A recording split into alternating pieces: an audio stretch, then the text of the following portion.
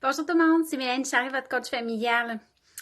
On a parlé de prendre soin de soi là, comme parents, mais c'est quelque chose qu'on doit aussi apprendre à nos enfants.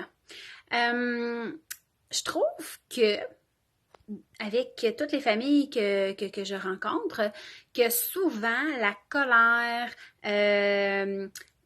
c'est ça, là, d'être fâché beaucoup, d'être très déçu, toutes les émotions qui peuvent être perçues un peu plus, je dirais pas négatives parce qu'aucune émotion n'est négative, mais les émotions qui sont plus poches à ressentir ou plus poches à gérer comme parents, c'est des émotions qu'on va accourir comme parents pour éviter que ça se produise ou éviter le plus possible que l'enfant les vive trop intensément.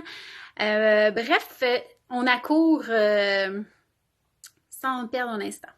Donc, en fait, c'est une réflexion qu'on devrait voir que dès qu'il y a une émotion qui est grande, on ne laisse pas nécessairement la place à l'enfant à accueillir cette émotion-là. Même nous, là, comme adultes, on ne le fait pas.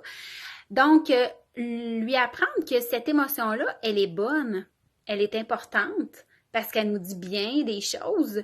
Être en colère, ça nous dit qu'il y a un besoin non entendu, non comblé. Donc, c'est d'aller voir ça aussi, fait que c'est de lui enseigner ça. Bon, tout d'abord, mais ensuite, on va lui enseigner à lui aussi à prendre soin de lui. Que là, c'est là qu'on peut créer un petit coin zen, une place. Moi, je préfère prendre soin de moi ou que les enfants prennent soin de soi près de nous. Que ce ne soit pas, mettons, une place qui pourrait être perçue comme une punition. Donc, ne pas mettre ce coin-là, par exemple, au sous-sol pendant qu'on est toujours à l'étage principal ou même dans sa chambre, parce que là, on pourrait créer des problèmes entre les émotions fortes et le dodo. Donc, une place qui est stratégique dans la maison, de prendre des choses qui sont calmes et qui font du bien à nos enfants.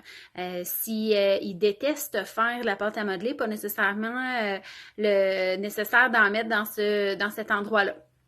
Mais de rassembler certaines choses qui lui l'apaisent. J'aime beaucoup utiliser des articles qui vont prendre en compte nos cinq sens. Ça pourrait être de la musique, c'est pour nos oreilles, ça pourrait être des chandelles parfumées, ça pourrait être de la pâte à modeler qui sent bon, des crayons qui sentent bon, ça pourrait être un sablier à regarder. Tu sais, moi, dans mes familles, je le conseille souvent, là, c'est de faire l'espèce de boule magique. Là, si vous googlez ça, là, c'est une boule magique avec des brillants dedans, puis dans un pot maçon, c'est vraiment le fun à faire avec les enfants. Puis en plus, ben, c'est apaisant de regarder les petits confettis descendre un peu comme une boule de Noël, là, si vous cherchez ce que je veux dire.